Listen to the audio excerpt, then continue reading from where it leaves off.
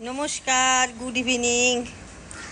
এই বিকেলবেলা একটু চা খেতে খেতে চলে আসলাম ছাদে।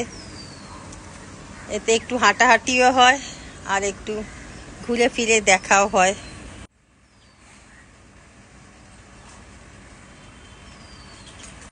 ছাদে বেশ একটু হাওয়া দিচ্ছে, তাই জন্যে ভাবলাম একটুখানি হাওয়াও খেয়ে আসি।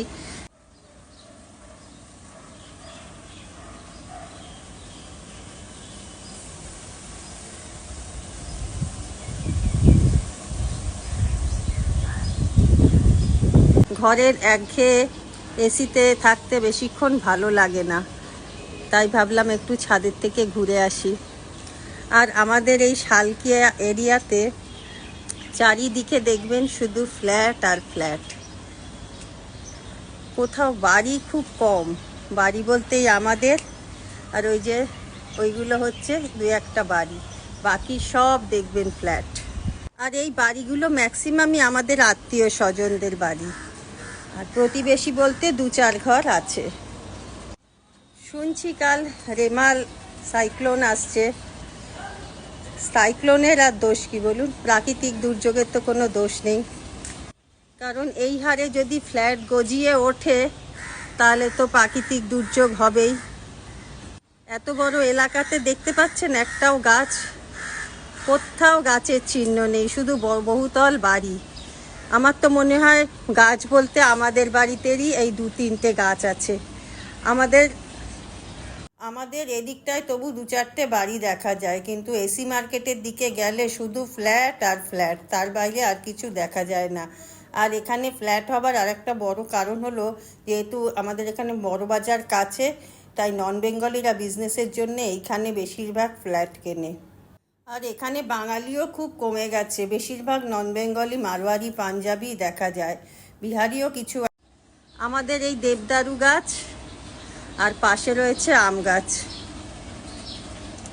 আর সারা পাড়াতে দেখবেন না আর কোনো গাছ আছে। এই যে আম গাছ, এখনো আম হয়ে আছে। বেশিরভাগ আমই সব পেরে নিয়ে গেছে, অল্প দু চারটে আম আছে। আর ওই দিকের বাড়িতে একটা নিম গাছ আছে। এই যে বাকি, আমরা যখন বাড়ি করেছিলাম তখন মিস্ত্রি অনেকবার বলেছিল যে এই গাছের শিকড় কিন্তু অনেক দূর অবধি চলে যায়, আপনাদের বাড়ির কিন্তু ভিতটাকে ফাটিয়ে দিতে পারে। তারপরেও আমরা সে কথা শুনেও কিন্তু আমরা গাছ কাটতে দেইনি, কারণ অক্সিজেনের তো আমাদের প্রত্যেকেরই অবশ্যই দরকার আছে। কিন্তু সারা পাড়ায় যদি একটাও গাছ না থাকে তাহলে মানুষ বাঁচবে কি করে। আর আমাদের শখের জন্য এই টুকটাক গাছও লাগিয়েছি। আমরা ঘুরতে গেছিলাম, সেখান থেকে এই গাছগুলো নিয়ে এসেছি, ক্যাকটাস গাছ টাছগুলোও নিয়ে আসা হয়েছে। অনেকে বাড়ির সৌন্দর্যের জন্যও গাছ লাগায়, কিন্তু সে গাছ তো তেমন কোনো কাজে লাগে না। আর এইসব গাছ দুদিনে বড়ও হয় না, এইসব গাছ বহু বছর লাগে বড় হতে। এই যে আমাদের আম গাছ, আর এইটা হচ্ছে দেবদারু গাছ। আর এই একটা নিম গাছ অপোজিটে আমাদের প্রতিবেশীর বাড়িতে। এই গ্লোবাল ওয়ার্মিংয়ের জন্য দায়ী কিন্তু আমরাই। আগে কিন্তু এত ঝড়ের কথা শোনা যেত না, মাঝে মাঝে কালবৈশাখী বৈশাখ মাসে হতো বটে, কিন্তু এরকম বড় বড় ঝড়ের কথা তখনকার দিনে শোনা যেত না, অন্তত আমরা শুনিনি। এখন যা শুনি, এই যে কাল ঝড়টা আসতে চলেছে, না জানি কত মানুষেরই ক্ষতি হবে। তাই সবার কাছে রিকোয়েস্ট, আপনারাও গাছ লাগান, যাতে পরবর্তী প্রজন্ম একটু শান্তিতে বাঁচতে পারে। আর সবাই ভালো থাকবেন, কালকে ঝড় থেকে দূরে থাকবেন, বাড়িতে থাকবেন, সুস্থ থাকবেন।